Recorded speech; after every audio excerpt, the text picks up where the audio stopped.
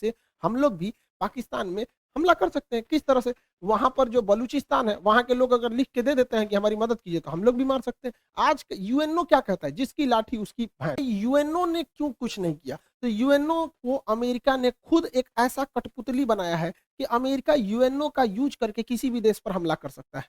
आज उसी का फायदा रूस उठा लिया। कैसे उठाया समझिए ध्यान से। यूएनओ का एक नियम है आर्टिकल नंबर 7। आर्टिकल 7 कहता है कि कोई देश किसी दूसरे देश पर हमला नहीं कर सकता है, लेकिन अगर कोई देश से कोई छोटा सा राज्य टूटकर अलग होना चाहता है तो उसे स्वतंत्रता है, और अगर वह देश उस पर अत्याचार कर रहा है तो पड़ोसी उस पर मदद के लिए जा सकता है। नहीं समझे? अब समझिए कैसे होता है। ये रूस ने इन दो देशों को मान्यता दे दिया कि ये अलग देश है, अलग देश है।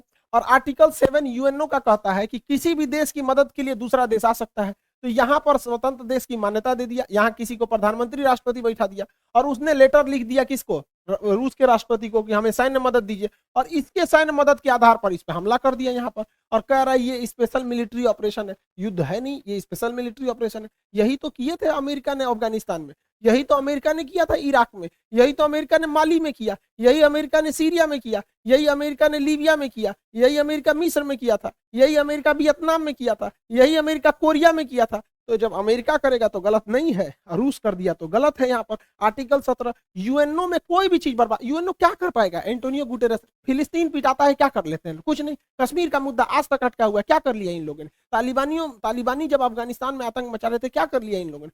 ये कुछ भी नहीं है। यूएनओ मतलब कुछ नहीं, तमाशा है। अमेरिकी खुफिया एजेंसी सीआईए कह रही थी कि 16 फरवरी को सुबह 5 बजे रूस यूक्रेन पर हमला कर देगा। अरे बैल है ये रूस, जब पूरा बता के हमला करेगा। उस दिन हमला करना भी रहता तो नहीं करता पहले से पता। तो रूस ने क्या किया? उस दिन पीछे हट गया। पीछे भाई, समुद्र की लहरें अगर पीछे हटती हैं तो सुनामी की पहचान होती है। गधों को लगता है कि पीछे जा रहा है वहां पे। देखिए इसमें क्या था कि चीन का रूस से काफी अच्छा संबंध है। रूस चीन के बुलावे पे गया था वहां ओलंपिक के उद्घाटन पे, और जाते ये कह दिया कि ताइवान चीन का भाग है। तो सोच सकते हैं रूस और चाइना में कितना अच्छा संबंध है। रूस से चाइना ने कहा था कि ओलंपिक हो जाने दो, विंटर ओलंपिक। तो बीजिंग विंटर ओलंपिक 20 फरवरी को खत्म हो गया, इस दिन लास्ट हो गया। और 21 फरवरी को व्लादिमीर पुतिन ने यूक्रेन में 2 स्वतंत्र देशों की घोषणा कर दी। अब समझिए ये स्वतंत्र देश की घोषणा क्यों की गई है? ताकि यूएनओ का आर्टिकल 7 का प्रयोग किया जा सके। और 23 तारीख को उन स्वतंत्र देशों ने लेटर लिख दिया पुतिन को कि हमें सेना की मदद किया जाए, और 23 तारीख को पुतिन ने क्या कर दिया? सेना से हमला कर दिया। ये युद्ध है ही नहीं, स्पेशल मिलिट्री ऑपरेशन है। किसकी वजह से? यूएनओ के आर्टिकल 7 की वजह से। इस हिसाब से हम लोग भी पाकिस्तान में हमला कर सकते हैं। किस तरह से? वहां पर जो बलूचिस्तान है वहां के लोग अगर लिख के दे देते हैं कि हमारी मदद कीजिए तो हम लोग भी मार सकते हैं। आज यूएनओ क्या कहता है? जिसकी लाठी उसकी भैंस। इसी हिसाब से यूएनओ चल रहा है यहाँ पर।